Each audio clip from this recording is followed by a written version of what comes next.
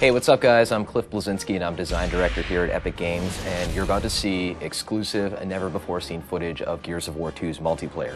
Now, the first Gears was a success online, everybody plays it, they're still playing it, but we wanted to really take the game to the next level, and we have many more new multiplayer modes, we have new characters, we have new arenas, new execution moves. It's really a whole new game, and I think you're really going to like it, so let's check it out.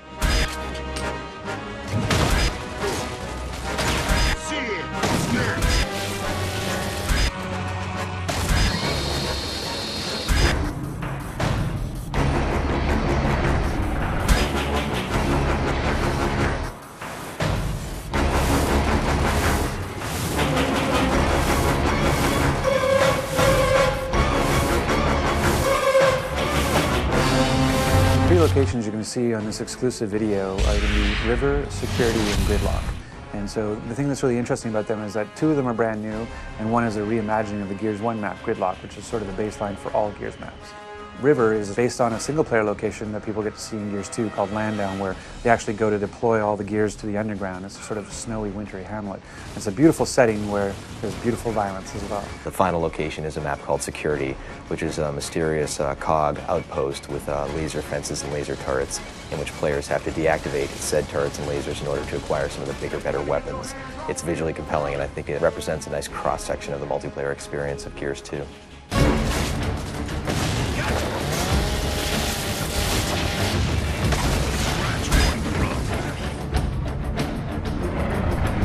For Gears of War 2 multiplayer, there's a bunch of new things, and one of the biggest ones actually is that we've increased the player count. So we wanted to make Gears 2 multiplayer bigger, better, and more badass. One of the easiest primary ways we could do that, bang for buck, is to go to 5-on-5.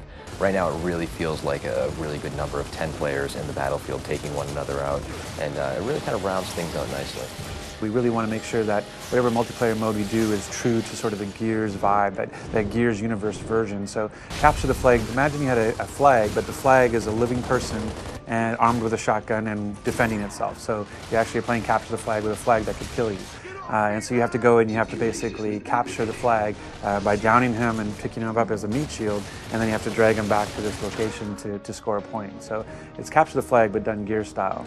So another mode that we're showing is, again, sort of a reimagining of a known style, which is the Wingman, where it's you and a partner playing against everybody else. We used to call it 2v2, v2, v2, v2. The fact that Gears is really all about co-op, it didn't feel right to have this sort of just last man standing kind of gameplay. It didn't resonate in our world. So when we looked at how we'd want to have that kind of gameplay, it really felt more like it had to be sort of a co-op experience. The third mode that you'll get to see in this exclusive video is something we call Guardian. And really what it is, it's Assassination 2.0, where Assassination was a mode we had in Gears 1, and that we actually fixed it or tweaked it a little bit in a title update to try to make it more fun. And we added the restriction that you had to execute the leader to kind of add to the assassination field. But even then we felt like we could do more and said, what if the leader was the reason you're able to respawn? So as long as the leader is alive, your teammates can respawn, but as soon as the leader dies, then it's basically like Warzone. As soon as you die, you're out. By just making that simple little change, we were able to kind of create this whole new sort of feel to Guardian.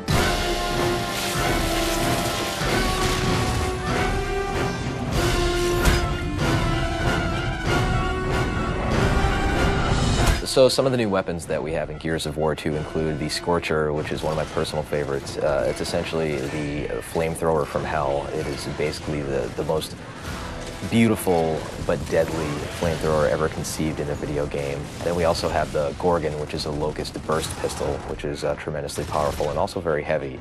And then we also have a shield that players can wield, and they can carry that around and deploy that.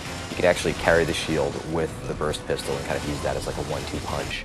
And then we have a poison grenade that players can use for area of denial in order to kind of throw this nasty, noxious cloud out. So in Gears of War 1, we had the ability of using a grenade for grenade tagging. So we found that it would be more interesting to actually take that idea of grenade tagging an opponent and actually apply it to the environment. So now you can actually take any of our 3 grenades, the poison grenade, the smoke grenade, or the frag grenade, and you can actually attach it to a wall.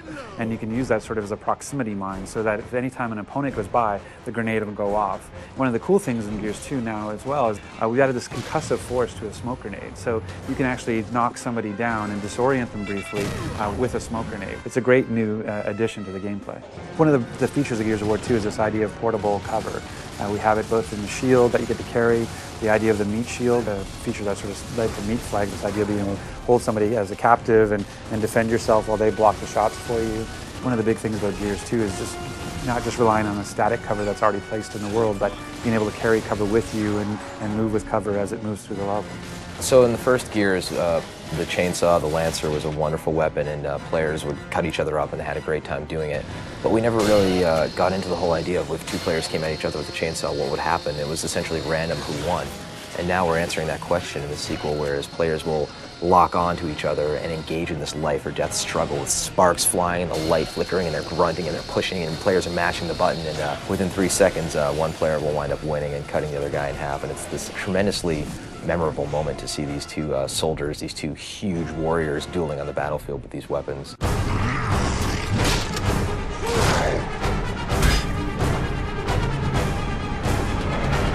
In Gears 2, when you knock somebody down but not out, first of all, they can try and crawl away from you. But if you do happen to get a hold of your enemy, you can first take them hostage, which is called meatbagging them, so you're kind of holding them as a human hostage, human shield.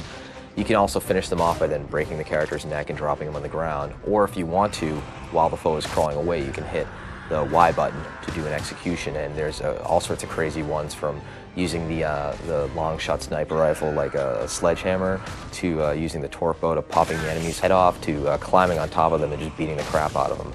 So there's just tons of them there this time around, and they're a great way to finish off the round and get your buddies cheering on Xbox Live. So in Gears 1, we found that a lot of players felt that evading towards their foes, rolling essentially, and shotgunning at the end of that evade was an effective technique.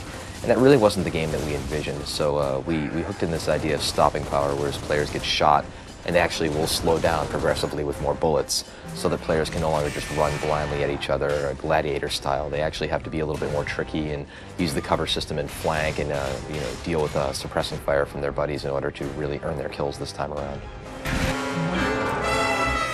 Gears 2 is bigger, better, and more badass, and the multiplayer most certainly shows that. We have amazing new game modes. We're shipping with at least 7. We have great new multiplayer arenas. We have nasty new weapons, grisly new executions, a larger scale of the multiplayer, and I think players are going to be pleasantly surprised with the complete package that we're delivering for them.